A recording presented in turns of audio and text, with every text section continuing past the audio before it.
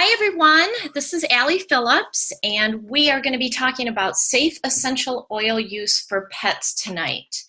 So I live in Lansing, Michigan, and I am an animal protection attorney. I also work in energy healing, and I am going to be talking about Young Living oils, and I'm going to go more in depth about why I'm going to talk about those oils as this class progresses. So anything that I'm going to talk about is not meant to diagnose, treat, cure, prevent any disease.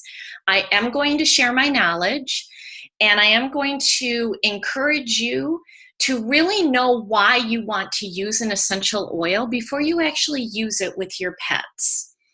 And as I said, I'm only going to be talking about Young Living essential oils, so please do not transfer this information to any other brand of oil because I cannot guarantee the safety of that.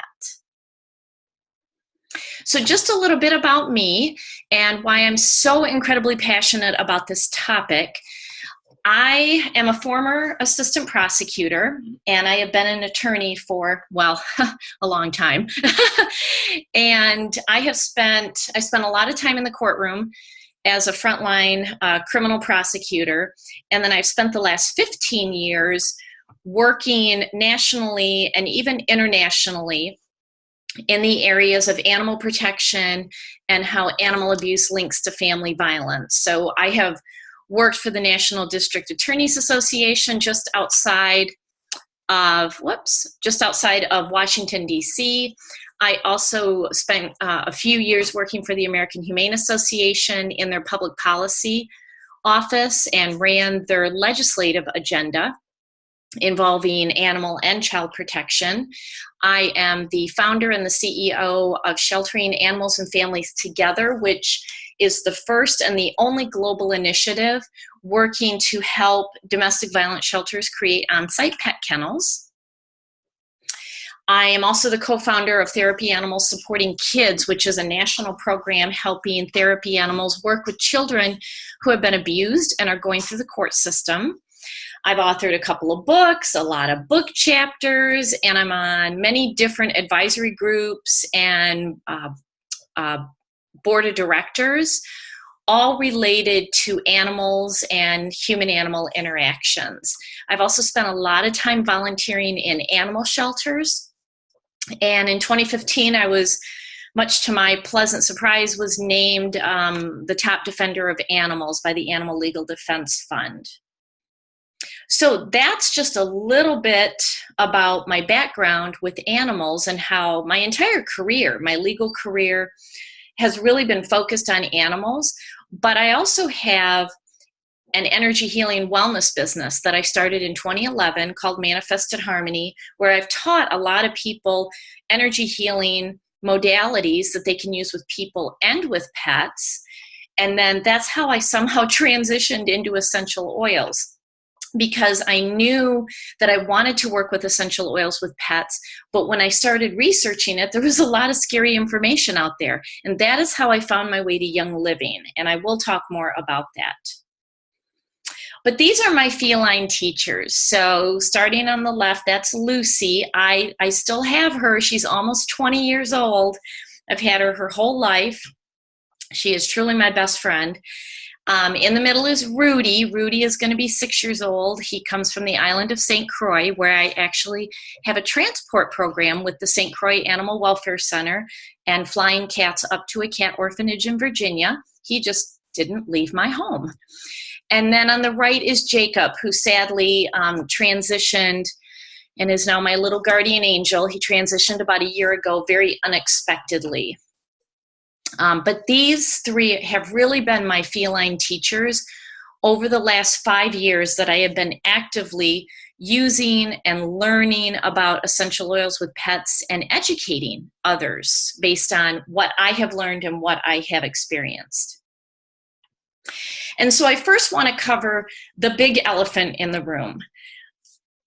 There's been a lot of confusion and a lot of panic on social media with posts that are going around that say, don't use certain types of essential oils around pets, especially around cats, such as don't use citrus, don't use sage, don't use eucalyptus. We've been seeing some really heartbreaking posts from people that essential oils made their dog sick or essential oils killed their cat. And there's been a lot of confusion, and this is what I know, and it's never to discount any of that information that has been posted by people whose pets have really been suffering. But here's the thing, we don't know the backstory of these posts. We don't know if or how many health issues these pets already had. We don't know if or how many toxins were already present in the home, such as aerosols and cleaners and candles and plugins. And we don't know what essential oils were used. I know in one post, a lady did say that she had purchased her oils off of Amazon. And I can tell you right now, that's a big no-no. And she didn't know. I can almost guarantee you she didn't know, because you don't know what you don't know. And that's why I teach these classes. That's why I want to share this information, because 5 years ago, I didn't know. Because for 15 years before that, I was using essential oils no matter where they came from. I didn't know that there were different grades. I didn't know to look at labels. Luckily, I didn't use them around my cats or on my cats. Thank goodness, but I didn't know. And once I learned, I then determined that I was going to tell other people about it. So I want to start with the toxins that our pets encounter daily, because when we look at the grand scheme of essential oils are so minuscule compared to what our pets deal with on a daily basis. So we've all done it. We've all used toxic products, and we've trusted advertisers only to learn that the products were actually packed with harmful ingredients. And I always come back to this. Do we really think it's safe to smell something, ingest something, and touch something, or even apply it to our skin if we can't pronounce the ingredients and if we don't know what they are? Because my answer is no. If I can't pronounce them and if I don't know what they are without having to Google them, I shouldn't be using them. They shouldn't be around my cats. So whatever we clean with or put in the air is going to go into the bloodstream of our pets. Even all the natural cleaners out there have harmful toxins in them. I was really stunned with a very popular brand that I had been using. It actually has toxins in it. And so I really encourage you to do your own research and to read the ingredients. But when you think about what we clean our houses with, and then our pets, they're walking on the floor. Or if they're like my cats, they're walking on the counter and then they're licking their paws. They are ingesting whatever is in your house. So the cleaners, toxins on your hands, what you wash your hands with or the lotion that you put on your hands can absorb right into your pet when you pet them, when you hold them. And so have you looked in the ingredients in your hand soaps, especially the ones that are heavily perfumed, because those heavy perfumes are most often synthetic toxins. And antibacterial soaps and gels, oh my gosh, those will absolutely impact negatively the immune system of you and your pets. And so we need to look at everything that's in our home, the cleaners, the toxins on our hands, the plugins, the candles, the aerosols. All of these, if you're buying them commercially in the stores, I can tell you 99.9% they have toxins in them.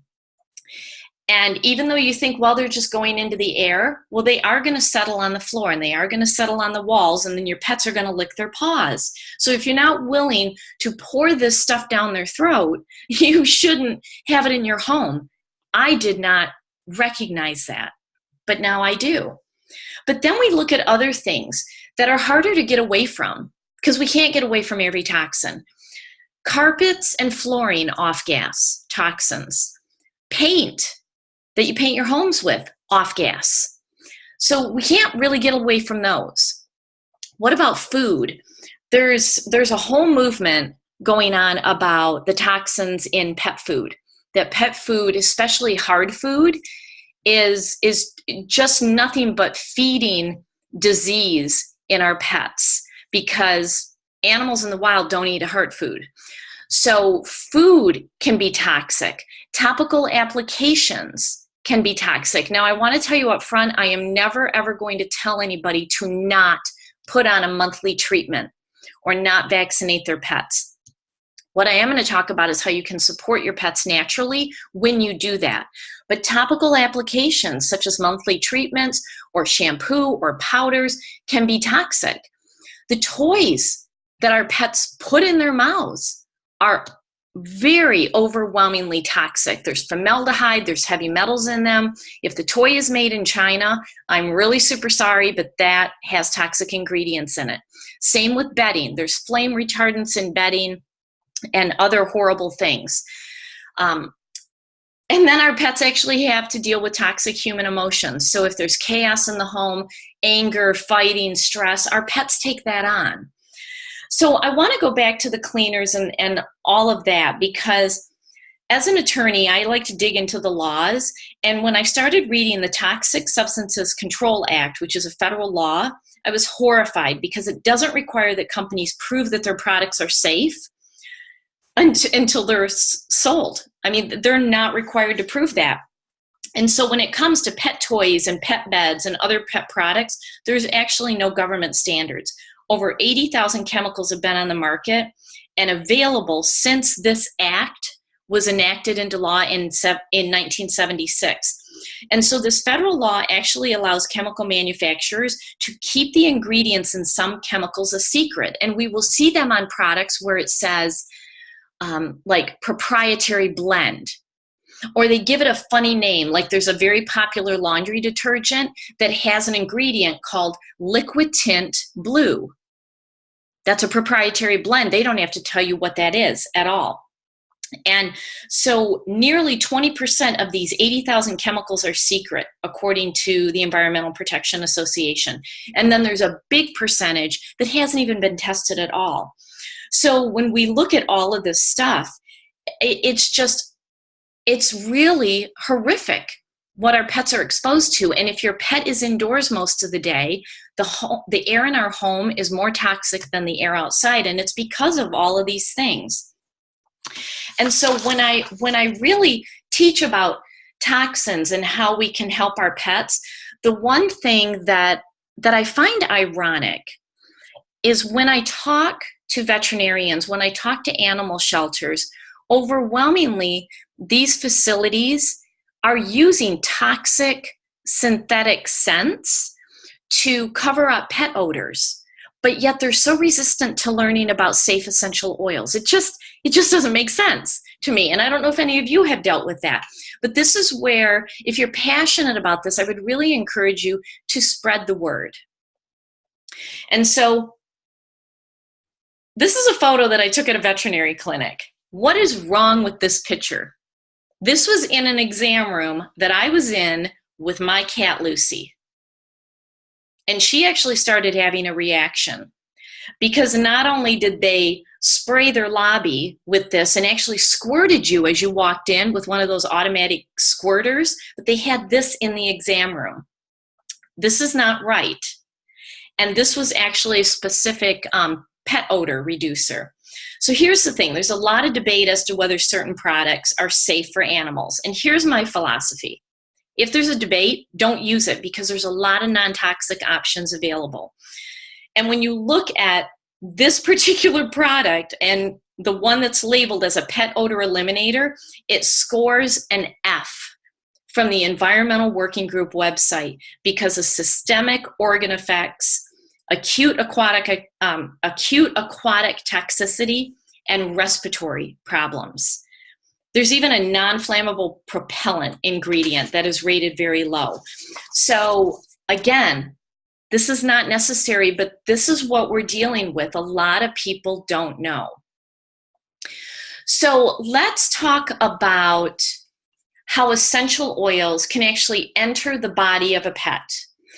They can enter three ways, and this goes for anything. This goes for anything that's in the air, anything that you put on your pet, anything that they ingest, which is why I just talked about candles and plug-ins and foods and what's on your hand and what you topically put on them. Because when you know this, you can actually start to assess what your pet is taking in every day. Because pets are getting sicker and dying at younger ages than they shouldn't. We got to figure out what it is, and I think it's because of the toxins. So inhalation. When pets inhale an essential oil, the smell actually travels right through the olfactory system and goes directly to the brain. And it goes to the limbic region of the brain, which is where emotion and behaviors are stored. This is where we can start to use therapeutic grade essential oils to help our pets' emotional well-being. And once it's in the brain, it immediately goes into the bloodstream. Now, when we're dealing with a topical application, the oils travel through the fur and then travel through the skin and eventually make their way into the bloodstream. And then when we're talking about ingesting, now when I talk about ingesting essential oils, this is only Young Living. Please do not attempt this with any other brand. That is my legal disclaimer, because you will have some catastrophic results. But with Young Living, I'm going to talk to you about how I use them in a way that pets can ingest them, because whatever is ingested travels through the digestive system and goes into the bloodstream. So this is really important to know.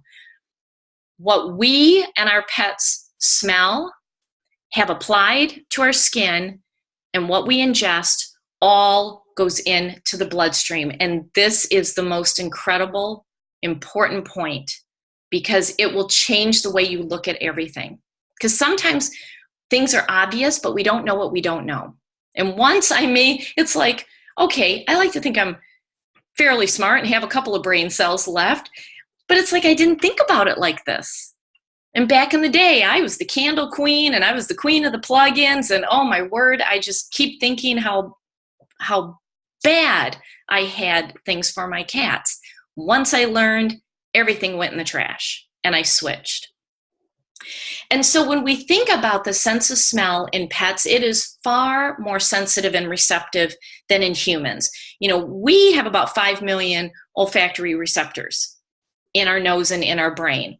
And when we think about aroma in general, it is actually the main communication between the plant and the animal kingdom. This is why animals have such a huge, strong, potent sense of smell.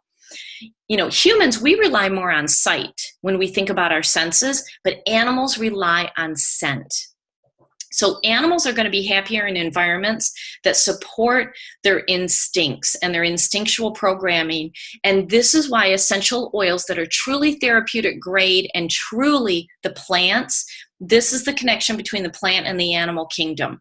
You know, many times I don't even have to open a bottle of essential oil, and I can already tell that a cat or a dog is already experiencing what is in that bottle. But when it comes to pets, a little goes a long way. Because of the strong sense of smell in dogs, they have between 149 and 300 million olfactory receptors, and cats have between 45 and 80. So if something smells strong to you, it is really super strong to them. So, oops, I just went backwards. So I want to talk about what is the big deal about essential oils in cats. So here's the short story. Cats are deficient in an enzyme. It's the P450 liver metabolism pathway, and this is what helps a cat's liver metabolize to excrete compounds, including medication, including toxins, including essential oils. They are deficient. So they don't eliminate through their liver like a dog does, like a rabbit does, like a ferret does, like a horse does, and like a human does. This is very unique to cats. And this is why people are nervous to use oils around cats. Because if you're not using the purest oils that you can, it can mean buildup in their liver and it can be toxic. And so this is why, again, if it's strong smelling to you, it's going to be strong smelling to your cat, and it's going to go in and it could actually create some toxicity in their liver. But here's the thing. I have no nervousness in using the oils around my cats because I have learned the difference in the oils. I have their liver values tested frequently, and I know how to use them. And that's why I'm teaching this. I want to teach you how to do it. But again, please make sure that your cats get regular vet visits, your dogs, your rabbits, whatever pets you have. And if you're nervous in any way about using the oils, just have their liver values tested and then go back and compare. in 3 to 6 months. Now, your veterinarian likely doesn't know about essential oils other than they have been taught to reject them. And this is where you have to take responsibility of the care of your pets and do a lot of research. And then maybe you can educate your veterinarian. So I do like to give some essential oil precautions, especially when we're dealing with cats. Now, you are going to see a lot online about this, and I'm going to talk about what not to read online. But when you have an essential oil that's high in phenols, you want to be just a little more cautious. But again, when it comes to Young Living, you can still use them. You may not have to, though. So here's the thing. Phenols are responsible for the fragrance of an oil. High phenol oils have a very strong, potent smell to them. So if they're strong to us, they're really going to be strong to pets. And so when people advise us not to use oils that are high in phenols, especially with cats, they're actually not looking at essential oils where the whole plant and the whole oil has been extracted.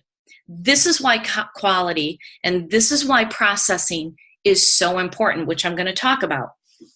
But even with the pure processing that Young Living does, I err on the side of caution. That's just what I do. And so these rates, I just use in a highly diluted rate. I do about 90% carrier oil to 10% of one of these oils. Oregano, clove, cassia, thyme. You can see them on the screen. And then if you're going to topically apply, again, they're diluted and you put them down the spine. But if you're diffusing, they're in water. So they're already being dispersed and not being put out straight as a straight oil. But again, you always want to watch for any signs that the oils are too strong, such as squinting of the eyes, confusion, disorientation, vomiting. If any of that occurs and you've used an oil, take your cat to a veterinarian or just apply a carrier oil like olive oil, almond oil, coconut oil, because what that does is that slows down the absorption rate so that your cat can then eliminate, because they will eliminate these out of their body. It's just slower. But again, I always err on the side of caution, and I've never had any problems personally. And oh gosh, goodness, what happened to the screen there? Most of the slide is disappearing. Hold on, let me see if I can get that corrected so that you can actually see what that slide says. There we go, that's much better. Here's the thing, no adulterated essential oils for animals, period. No adulterated. Now, what does that mean? So I was really surprised when I learned that about 98% of essential oils on the market have been adulterated. Now, that means a variety of different things. Some of it is not necessarily evil, it's not bad, it's not the pure oil. So it means that the manufacturer or the distiller put in a mineral oil or a vegetable oil. Again, what's the quality of that? Because it's often not on the label. They've put in a cheaper essential oil so that they can make more money, make a bigger profit, or sell it at a cheaper price. Or they will put in a synthetic. There's peppermint and wintergreen and lavender being made synthetically in laboratories. They're not from plants. They are toxic mixtures that smell like lavender. So you see this in lotions and shampoos that say lavender fragrance or lavender scented. That's not real lavender. So they'll put in cheap synthetics or unnatural components, or they'll use solvents or alcohols during the distillation on a label. Or they can add in oils that they label as natural in order to certify an oil as organic. And I am going to talk about that because that is actually a false label. But when an oil is adulterated or synthetic, this negatively impacts animals. They react to them. They can have a toxic reaction. If given the opportunity, they would walk away from something that is synthetic because they don't need a double-blind peer-reviewed study to say this essential oil is safe for a cat or a dog. They smell it and they know if they want to be around it. And when it comes to adulterated toxic essential oils, they will walk away. And so I want to talk about the labels. So let's start at the bottom of the pyramid. There are low quality oils out there. They are synthetic. They are made in a laboratory. And a lot of these are floral waters, which is the offshoot of the distillation process. The oil rises to the top, the water is at the bottom. This happens during distillation. But the floral waters can often contain alcohols and solvents that are used in the process. So these are in a lot of hair and skincare products. Again, low quality. You would never use these on or around an animal for safety reasons. Next grade up is grade C, and these are perfume grade oils that are going into the perfume industry. A lot of these have been extended with other components, other ingredients, solvents and chemicals. They've been altered. And again, you wouldn't use these on or around pets. Next are the natural or the food grade oils. These can be labeled organic, these can be certified and still have chemicals in them. A lot of these are to flavor food. Like you can buy peppermint oil or lemon oil in the stores and you can flavor a product. And so I want to talk about in this category what organic and natural and pure, what do those really mean? So here I go again, Attorney Allie digging into the laws. Organic actually, so to get a little sciencey, organic just means that it has a carbon molecule at the root of the chain. That's all it means.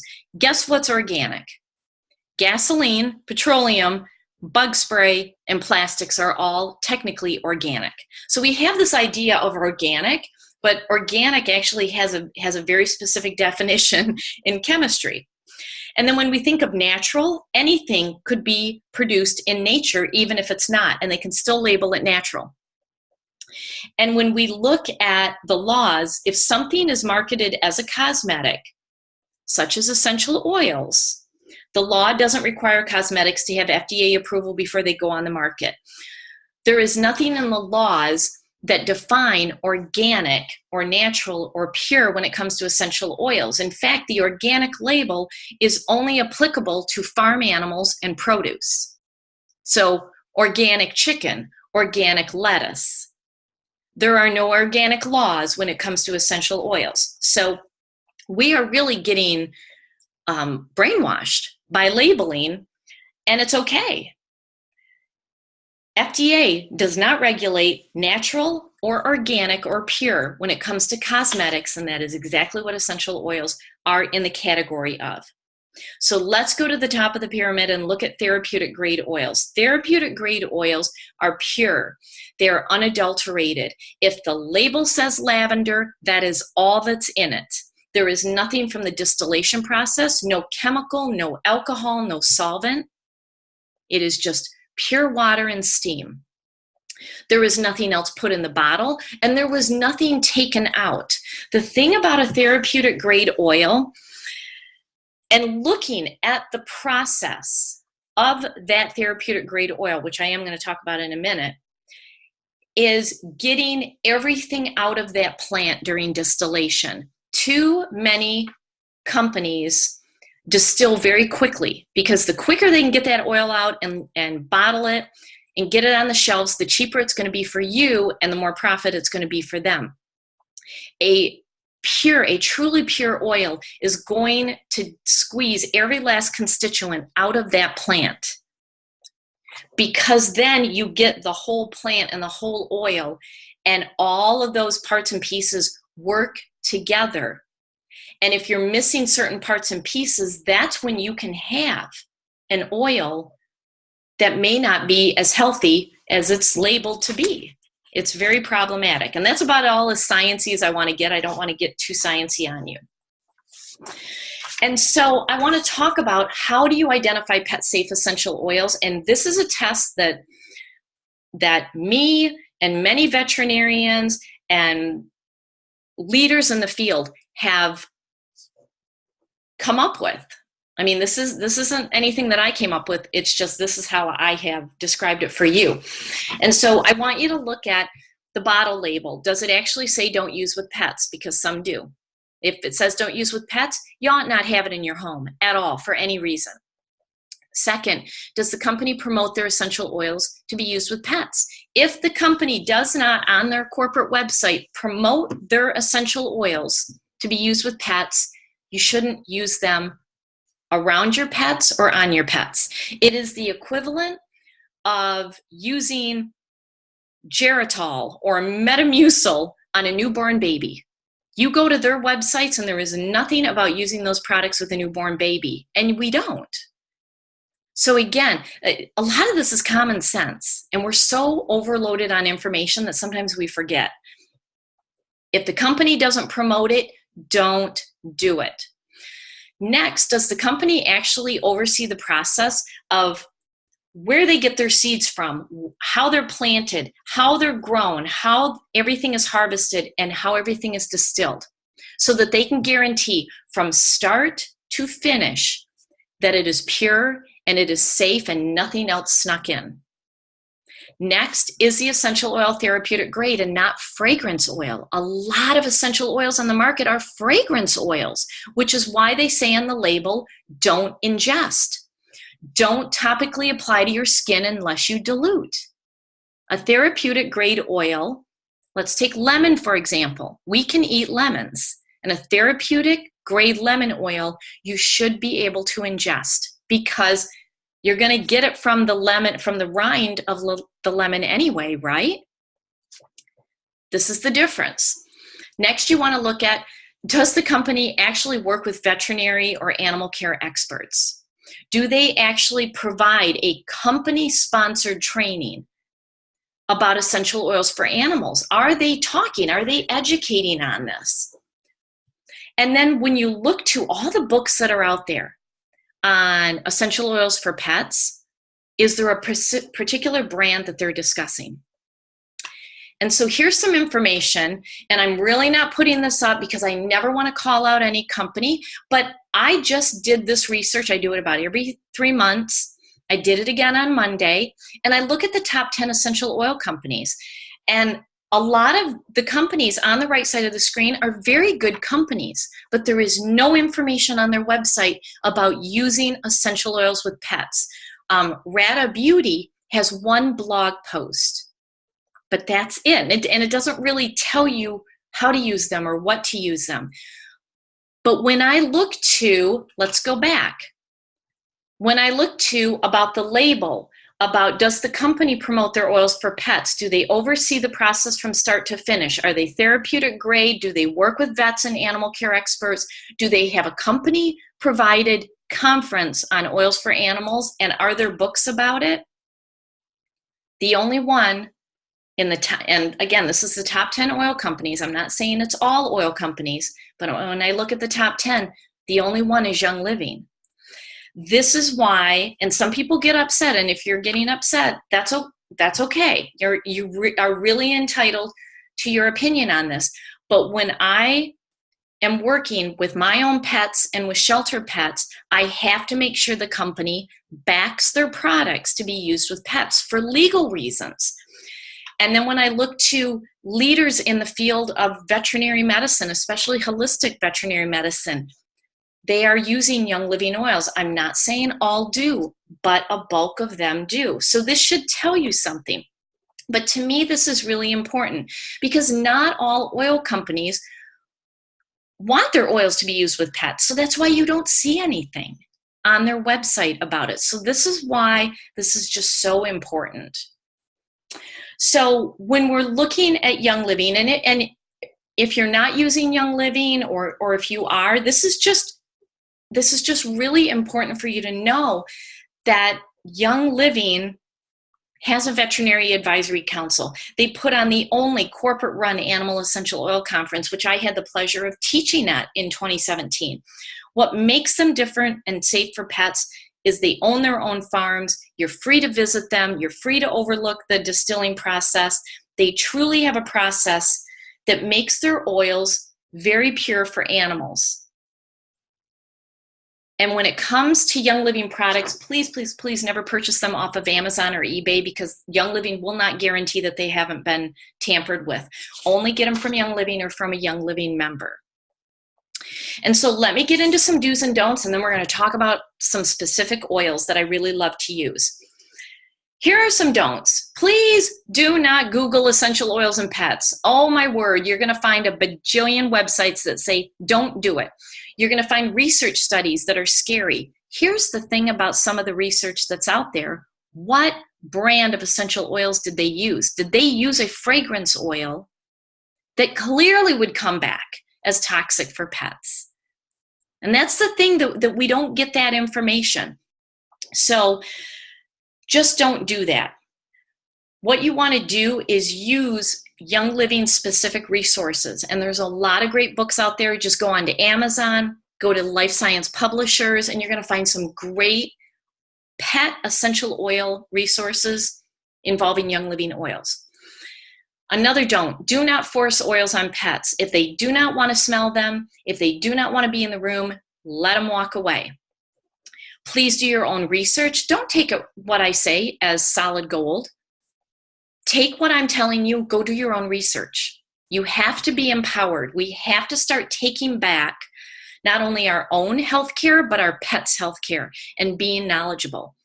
Be conservative when you start. Don't, pour a whole bottle in a diffuser or pour a whole bottle on your animal. I'm going to talk about that. Be very conservative, monitor the response, and let the pets choose, because pets don't have a lot of choice in this world, and we are never going to force this on them. So let's talk about some methods to introduce oils to your pets. So let's start. I start with the least invasive and I go to the most aggressive. The least invasive is, what are you cleaning your house with? Young Living has an entire line of essential oil-based, non-toxic, truly pure cleaners that are unbelievable. I have never used cleaners and hand soap and just an amazing variety. You can actually get a starter kit that is based on this Thieves line of products. The Thieves cleaner works on every surface. You can use it on dishes and litter boxes and floors and countertops and in catteries and cages and carriers. You can use the Thieves laundry soap to launder pet bedding, because look at that photo of my cat Rudy. He sleeps face down with his nose in his blanket. That blanket I will not wash in toxic laundry soap, and I will not use toxic softener or toxic dryer sheets. I use essential oil-based products, and they smell amazing because he's breathing that in. And cats rub their faces on everything, so you really got to be careful. But there's a lot of different things, from the hand soap you can get as a Thieves hand soap. You can get the laundry soap, and whatever you're washing their dishes with, you can get the dish soap and the dishwashing powder, because dish soap leaves a residue on their bowls, and they're just ingesting that. So this is the easiest way to start detoxing your home so that the air and everything else is cleaner for your pets. Let's ramp it up a notch. Let's put some oils on you. Maybe put it in a diffuser necklace. I wear a diffuser necklace whenever I go into the shelter, and they smell me coming. It's really awesome. Or you can just topically apply oils on the back of your neck or over your heart. Here's the thing. When you have oils on your fingertips, please wash your hands, because if you're going to offer your hands to a pet, you're basically offering very smelly fingers. So you want to make sure that the oils are not on your fingers if you're going to be offering your hands to a dog or to a cat so that they can sniff you and get to know you, or if you're going to pet them.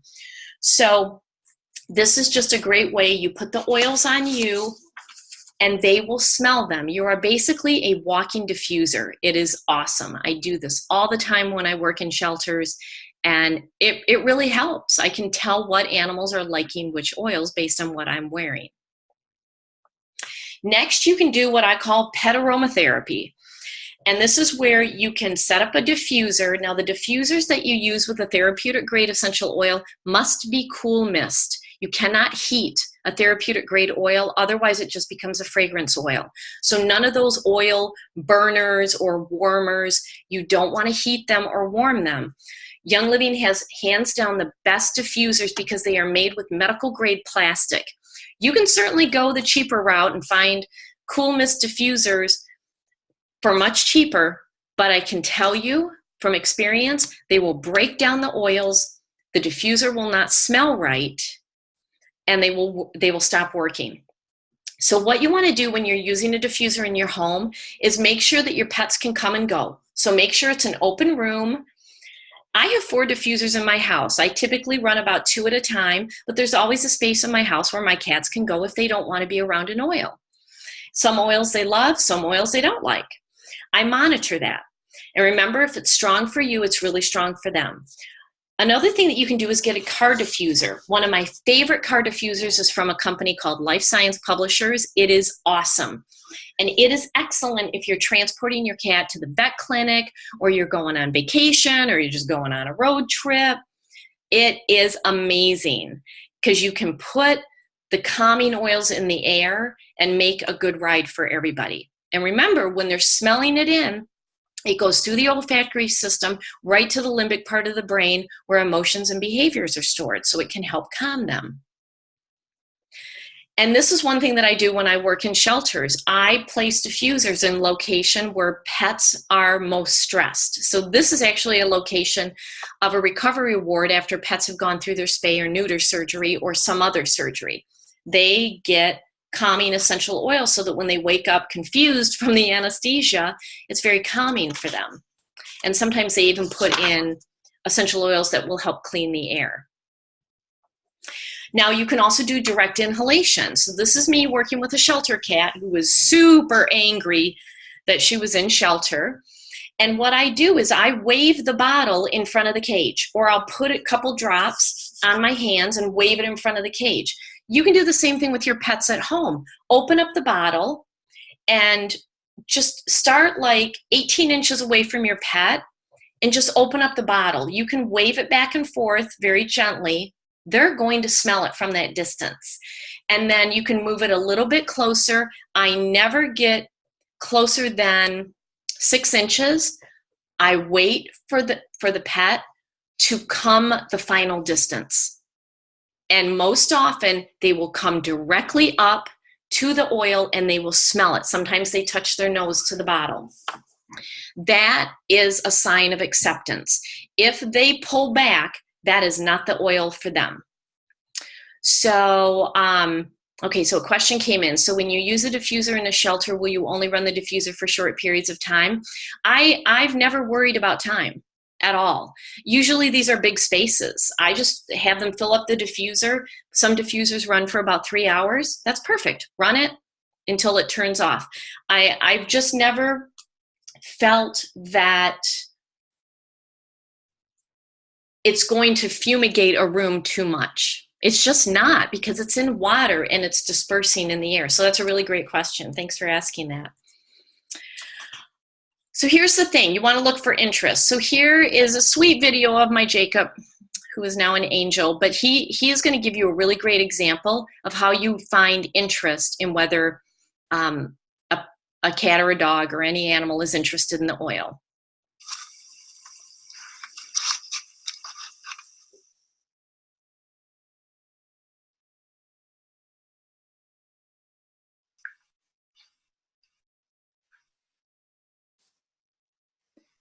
So that's geranium, which is a fairly soft scent.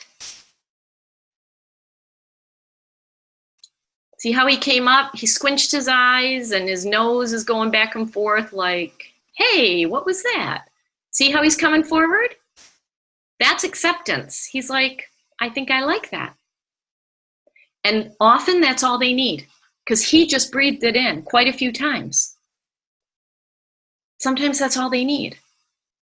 All right, now helichrysum. This is a very, very powerful oil. Can be a little more pungent. Let's see what Jacob thinks about that one. See his nose? Can you see his little nose and he's squinting? It's strong and he is not coming to it. He wants nothing to do with that oil. Nope. He's like, Mama, pick another oil. All right, this is Melissa. This is one of my favorites with animals. It's really good for highly sensitive pets.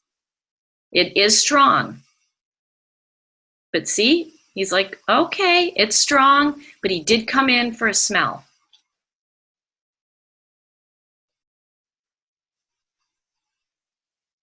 Yep, he's not coming in again for it. So that's how you can tell if they're interested in an oil. Now let's talk about putting drops of oil on a surface. So we're ramping it up a little bit more. So when your pets are crated, you can put a drop of oil on the cage door or on a blanket or on a cloth toy. You can put it on their bedding. You can put it on a carrier if you're transporting them. You can put it in an air vent if you're in the car and you don't have a diffuser. Please, please, please do not put essential oils on collars because they cannot get away from the collar. And I'm hearing too many people are doing that, and that, in my book, is a no-no because we always want the pet to have a choice to get away from the oil, and you can't when it is on a collar. Now, remember how I said that sometimes you don't even need to open up a bottle and they can really sense and smell the oils directly through the bottle? So this is my almost 20-year-old Lucy, and she likes to sleep with the bottle of Gentle Baby. She just loves it. It's incredibly calming. Let's ramp it up even more. Let's talk about topical application. So here is kind of my breakdown, and you'll want to write this down because I didn't put it on the screen. If you have a dog over 25 pounds, you can put 1 drop on directly without diluting in a carrier oil. 1 drop. I like to put it down their spine. I am not a fan of putting oils on paws. I'm just not, because it's not necessary. Put it down their spine. It goes in through the hair, right into the bloodstream, and it travels in the body to where it needs to go. Never around the head, never around the eyes, the ears, or the nose, because they can't get away from it. But if it's down their spine, it's far enough away that if it is a smelly oil, they can at least, put their nose forward and not smell it. Now, if you have a dog that's under 25 pounds, I would do a diluted version in a carrier oil, maybe 5 drops of a carrier oil to 1 drop of the Young Living oil. And then with cats, I like to do an 80 to 90% dilution rate. So 8 or 9 drops of a carrier oil to 1 drop of a Young Living oil. I use my old bottles, clean them out, and I create pre-diluted kitty blends. So I have pre-diluted kitty LLP is lavender, lemon, peppermint for seasonal support. I have kitty frank and copaiba. I have kitty release, kitty digest, kitty raindrop. And they're all ready so that when my cats need them, I don't have to worry about, what do I do? Now, you can also, in an emergency, it is okay with your cats and with any animal to put 1 drop on your palms, rub your hands together, and then just massage right down your pet's spine. And it'll go in a diluted way because most of it's in your hands. Now, again, if you're concerned about doing this, just have your cat's liver values tested, have your dog's liver values tested. But here's the thing, you're being given a variety of ways. You don't have to topically apply unless you're comfortable. You can just diffuse. So like I said, pat the oils down the spine. The hair follicles will absorb. I'm not a fan of putting oils on the paws. You can, I just don't think it's necessary. A lot of pets don't like their paws being touched. And never ever put in the ears or near the eyes. I would just keep it away from their face. And this is how Rudy lays in my lap, and I just put oils down his spine and he loves it. Now, ingesting oils, this is about the most extreme that you can get. And this is what I do. And when I start talking about specific products, I'm going to talk about this one in particular. So I put an essential oil infused drink called Ningxia Red in my cat's food every day. And they eat wet food, and I put a couple of drops in their wet food and I run water over it. And that works great. I never put essential oils in a bowl of water because we never want pets to be deterred from water. And here's the thing, you don't need to. You could put it in their food. If you really want to get oils ingested, you can put it in their food, or you can take a little bit. I like, if I need to, I will put a little bit on my finger and rub it on the inside of their gums. But here's the thing, you don't even need to necessarily ingest, because you can topically apply or you can diffuse. There's all different ways. It all goes into the bloodstream. So once again, I just don't think it's necessary to put oils in water. Oil and water doesn't mix anyway. But I just don't think it's necessary because there's less invasive ways. And remember, pets are not us. So the way that you use the oils is not necessarily how we use them with pets. We're going to use them in a much more conservative, gentle way. So let's go to some specific oils, and I'm going to go through these a little fast. So you jot these down because I don't want this webinar to be too long, and we're already 50 minutes in. We want to keep the air fresh and healthy no matter where. Your home, a vet clinic, a shelter. These are your oils. They're all in the premium starter kit. So the air in our homes or in shelters or in vet clinics can become unhealthy very quickly. And so it's really important to have air moving, so open up windows if you can or have a ventilation system. But when you can diffuse these oils, they can actually freshen the air without toxins and clean the air. And when the animals breathe this in, it provides therapeutic support that you can only get in a therapeutic grade oil that's safe for pets. All three of these are amazing, and they are safe. And yes, the thieves oil does have some of the high phenol oils that I talked about before. I still diffuse it, and my cats are fine. Let's talk about oils for scared or nervous animals. There is a fine line between an animal that's scared, aggressive, and vicious. And especially when it comes down to shelter work, it can be a fine line between life and death. Now, for your own pets, it's really figuring out where this is coming from. And this is why this is my trio, because one oil in this trio will often do the trick. I use acceptance when, here, sorry, I had a video pop up. I use acceptance when animals really need to accept what has happened. Something in the home has changed. Maybe they're in a shelter and they're just kind of stuck and they just need to accept it. They need to accept that there is another pet in the home. They need to accept that a kid has gone to college. And this absolutely helps. It helps them adjust to what's going on. So here, hold on a second. I have a video that, all right, hold on. Sorry about that. I just had a video keep popping up and it was distracting me. So acceptance is the oil to help pets accept what's going on.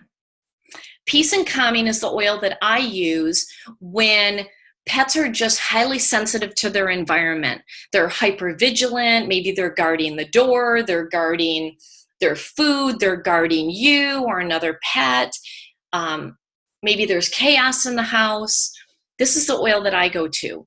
And then Valor is the oil that I use for pets who are nervous because they don't have confidence. They don't have courage. Maybe they've had an experience. Maybe they've been abused or neglected, or they're a small dog and they're nervous about big dogs. So being scared and nervous can have a variety of different energies to it. One of these oils is going to help. So again, you can have them smell from the bottle. You can diffuse it. You can topically apply it. There's never a reason, and I would not ingest these because there's no need to. So let me give you an example of a dog named Scout. He was at a shelter. This is a shelter who's in my Young Living team.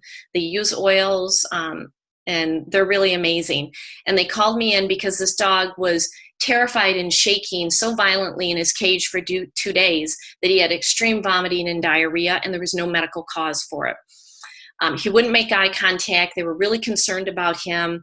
And so I used a variety of oils on him. I used Valor, I used Peace and Calming, I used Acceptance, I even used Digest, which I'll talk about for digestive support. And this is not a great video, but it shows you how I'm working with him.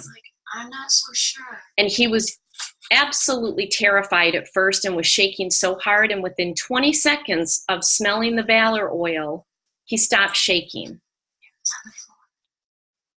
You're not shaking as much. And see how I put it between me and him, and I'm holding it. I'm not forcing it on him. He's turning his head because he just really wasn't interested, but he stopped shaking with the Valor oil. And because he's not walking away from me, I decide to get a little closer. I put some oils on my hands, and I'm waiting to see if he'll let me come closer. I'm about a foot away. He's not backing up. And I'm now putting some on his shoulders. That's where I like to put Valor, so that they have a strong spine. People who are confident and pets who are confident, they have a strong spine. So that just gives you a little bit of how I worked with Scout. And what was amazing was he did stop shaking. He calmed down.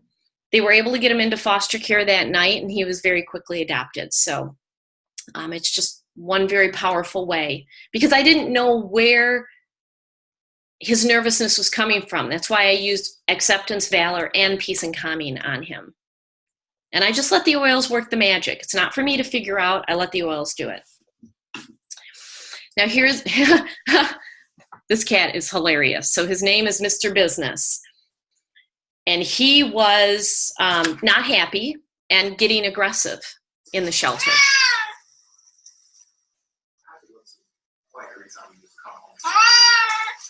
That's not a happy cat.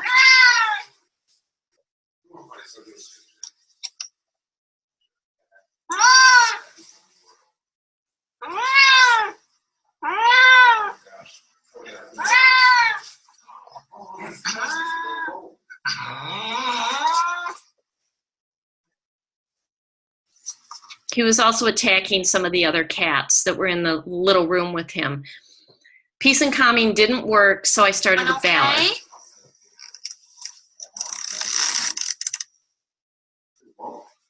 It's about 2 feet away from him. You want to smell? You've been very agitated. You've been very agitated. Well, that seems to be working better than the peace and calming. You're okay.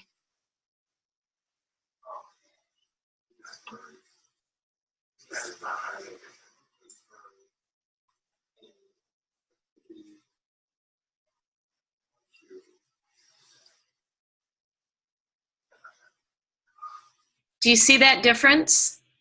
Sometimes you just got to try some different oils, but it really worked for him. Completely calmed him down. He needed courage. All right, let's talk about animals that are sad. So I like to say that frankincense energetically is the life force energy oil. It's uplifting. We use it to meditate, and it's really great for animals that are sad or grieving because it works on the lung meridian where we store grief. Another oil, the Blend Joy, is a great emotional support oil. It creates a very comforting environment, and it can help with grief and loss. And then Release. This is a great oil to use aromatically. All of these, aromatically, topically, are amazing. But Release is great when animals have something that they need to let go, physically or emotionally. So it's really good for pent-up emotions. And it really is good for balancing the body. When you need good relations in the home, maybe it's a home with too many pets, or maybe you just have 2 pets and they don't get along, or you have people who don't get along, or you just have chaos. These are your oils. Acceptance, I've already talked about it. It just helps pets and people just accept what is going on.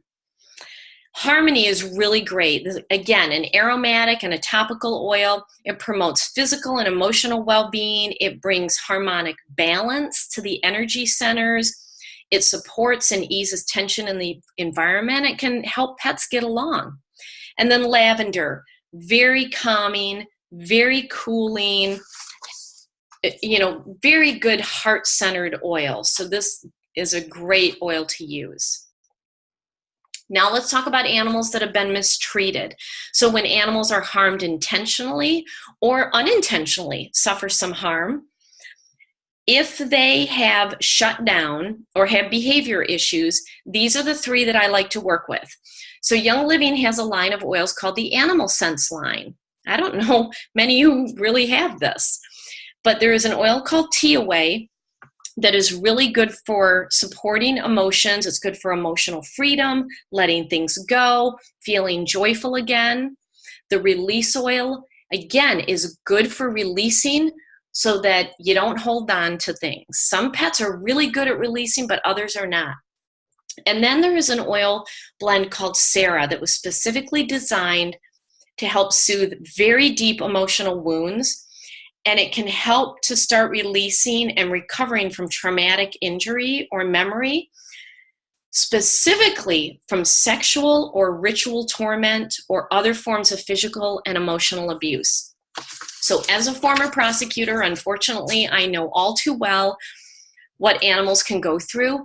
This is the oil when animals have been through significant harm. It is amazing. These are topical and these are aromatic. Never, ever a need or a reason to ingest these. Let's talk about ingesting. So here's your digestive support. So I talked about how the food supply is actually concerning for animals, and even the highest quality store food can contain poor quality meat and toxins. So it's really important to support our pet's digestive system before there is a problem. Here are the ones that I love. Young Living has a line of vitality oils that are specifically labeled for ingestion. They are labeled as supplements. So Copaiba is very soft scent, very easy to place in food or on the gums. It is your overall wellness oil and calming oil. Digest, this is your digestive system oil. This is a must-have in your toolbox. I'm actually using this at this very moment on my cat Rudy, who's having a problem. Paragize is in the Animal Sense line. Very similar to Digest, but adds a couple of different oils. Really good in the stomach area for everything digestive. Ningxia Red, this is the drink I give to my cats. Now, this is my choice to give this drink to my cats, but I'll tell you, I study and work with a lot of veterinarians who swear by this, and I do too now. My cats have been on this for 4 years, and it gives head to paw, whole body nutrient infusion to energize and fortify and revitalize the body. Some pets drink it straight from a teaspoon. I put it in my cat's food, and it's really good for energy levels and normal cellular function, normal eye health, packed with antioxidants. And oh gee, it's packed with citrus oils. My cats drink it because when you're dealing with a pure citrus oil, and especially in this drink that is packed with enzymes, my cats are able to digest it and eliminate it. It's amazing. And then Young Living actually has cat treats and dental pet chews, which help with digestive support. Let's talk about healthy skin and fur. So lavender is known for its skin and fur abilities. So this is really great to rub for healthy skin and fur. Young Living has in their Animal Sense line a shampoo and an ointment.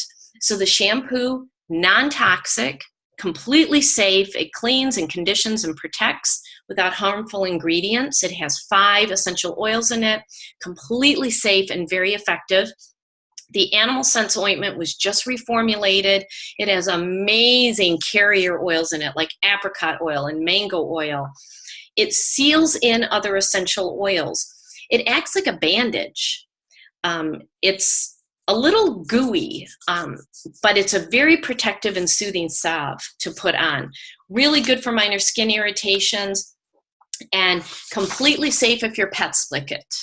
And this is one of the oldest products in Young Living. It's been around for a long time, and it's amazing. Let's talk about outdoor time. You want to take your pets outside, and you can support them naturally with essential oils, even if you are putting a monthly topical treatment on. And these oils are amazing. You just have to test it out, because just like every person responds differently because of our biochemistry, every pet responds differently. Some people love to put purification on their dogs or their cats when they go outside, and they love it. It just helps them have a better time outdoors.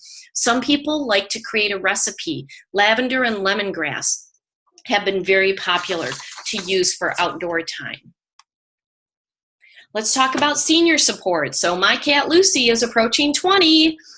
And so what I like to do for her, and I don't do it all the time, I do it once or twice a week, is I topically put a drop of a diluted blend of copaiba and frankincense together. To me, this is intensive senior support because copaiba is overall wellness. Frankincense is amazing for cellular health.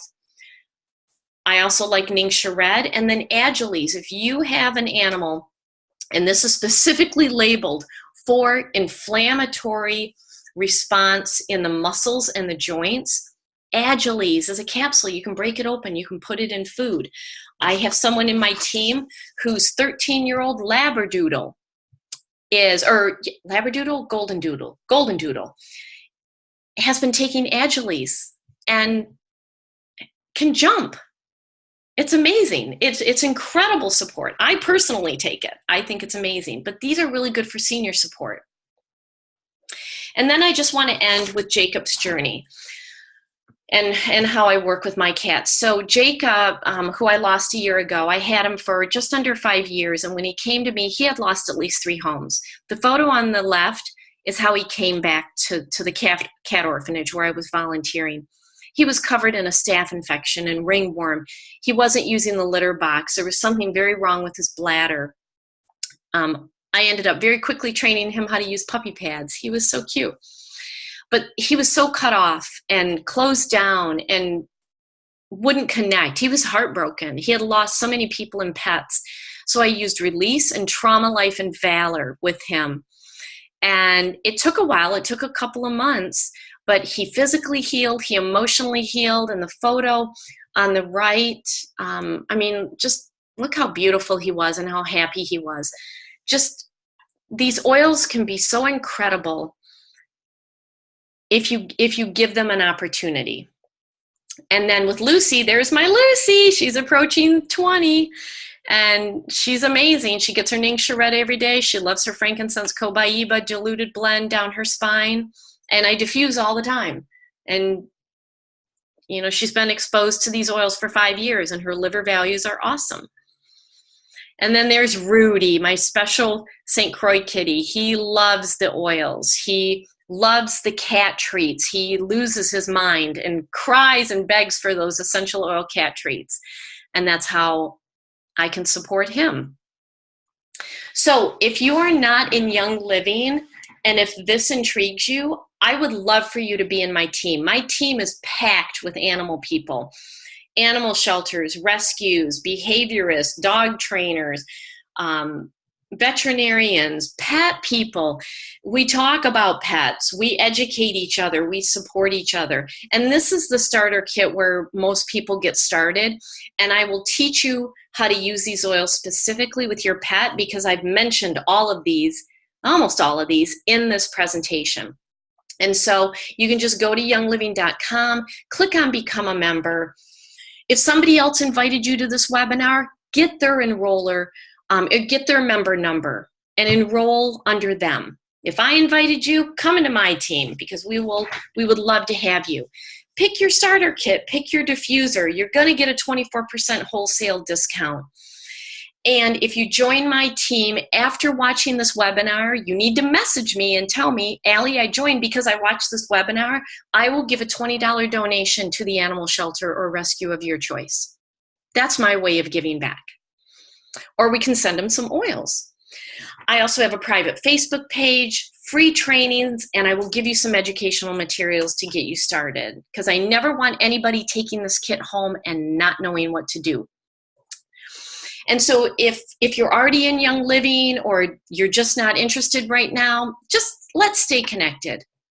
On Facebook, on YouTube, I'm under Manifested Harmony. I have a lot of classes on my YouTube page. And then go to my Instagram. It's Allie Phillips Pet Oils. And let me see. Are there any questions before I end the webinar? Oh, this went longer than I thought, but that always is the case. Any questions? All right, well, I'm not seeing any questions, but if you do, you can just message me at Allie@manifestedharmony.com. So thanks again for joining in, everybody. And for everybody listening to the recording, I hope this is helpful. And again, if you want to get started, I'd love to have you in my team. We will totally take care of you and love on your pets and really help them. So have a good day, everybody. Thanks for joining in.